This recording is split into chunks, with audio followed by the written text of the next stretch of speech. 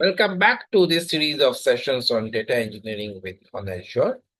So in the last session, we created a simple machine learning pipeline using a data set that was uploaded from our local directory. We are now going to submit this data set for running as a job and see its outcome. So we'll go to the configure and submit. As we have mentioned that I mentioned it in one of the earlier videos that once you create a pipeline, this is saved as a draft. And every time you want to get the results, it has to be run as a job on a compute environment. Once a job has been run, you can't do anything on that job. You cannot edit that job.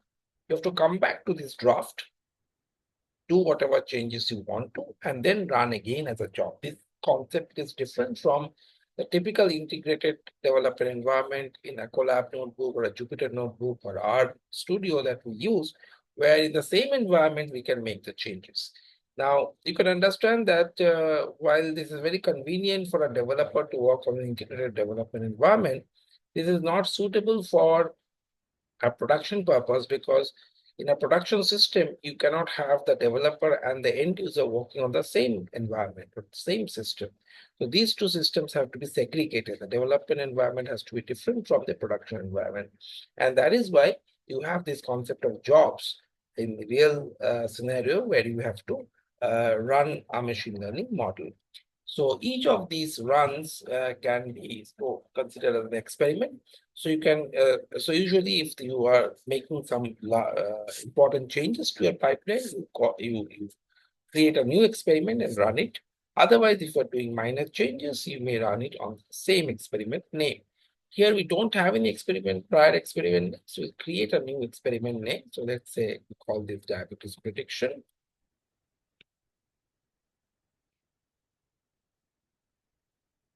Experiment 1.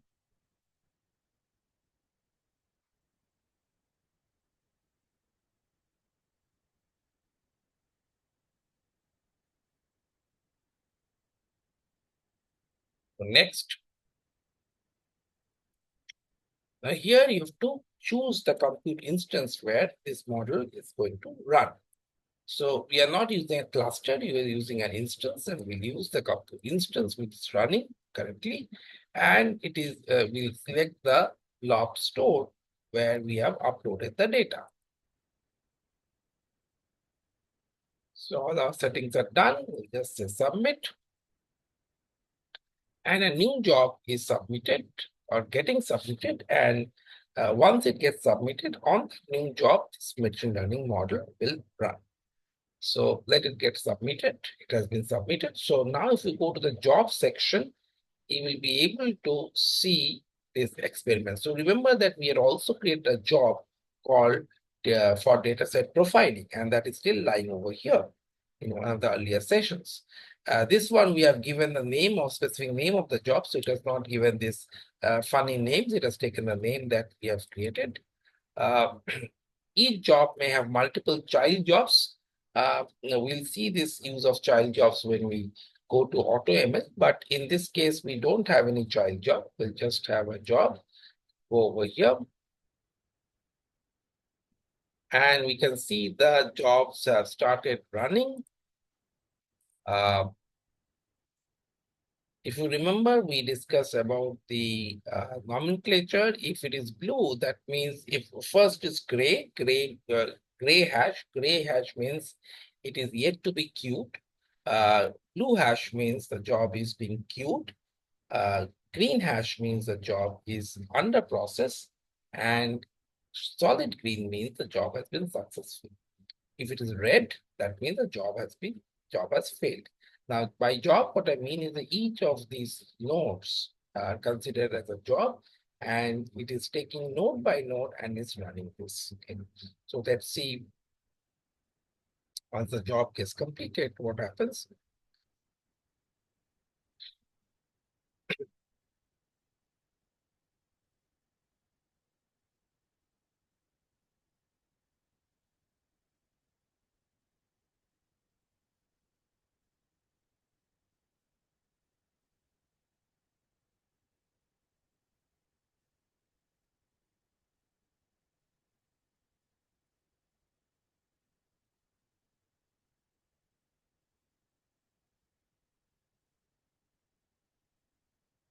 Here you see it has become green hash. That means both of them are green. That means these jobs are now under process. Okay, it has become solid green. That means the job has successfully run. And then the next job will come up.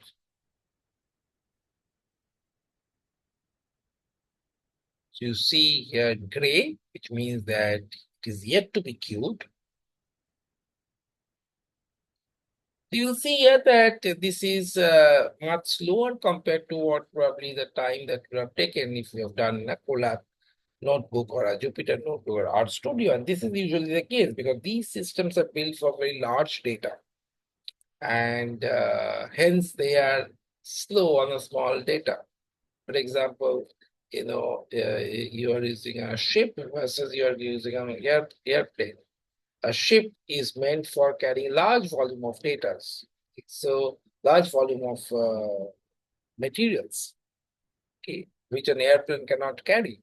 But if you are putting a small volume of uh, containers on ship, it will take the same time because it has been built. It will move slow because it has been built for large amount of data. Okay, so that's why these systems are inherently slow, like a ship, because it's meant for large data. Okay. If it is small data, you don't need this kind of cloud environment. You can do it on your own laptops. The split data has been done.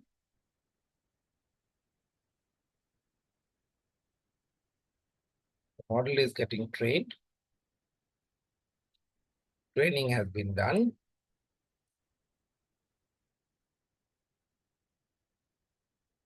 Scoring activity is being put to queue, not yet in queue.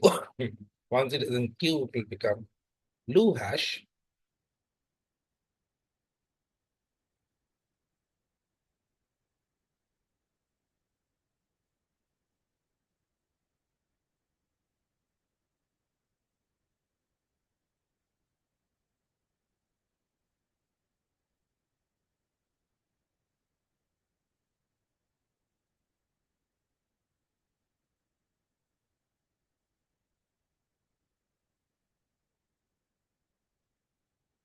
The model has been tested, and now it should give us the results.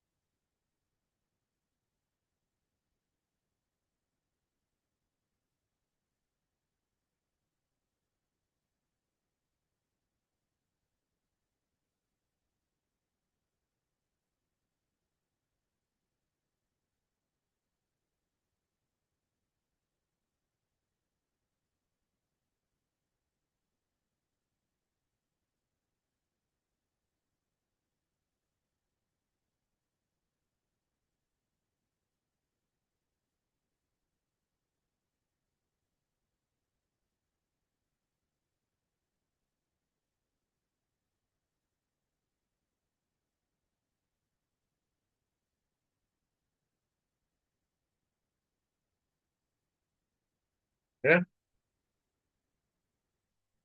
So it has been done. So we can now see the job has been completed, as you can see. So review the data. So this is the scored level, is the prediction, and this is the probability. And let's see what is the performance of the model.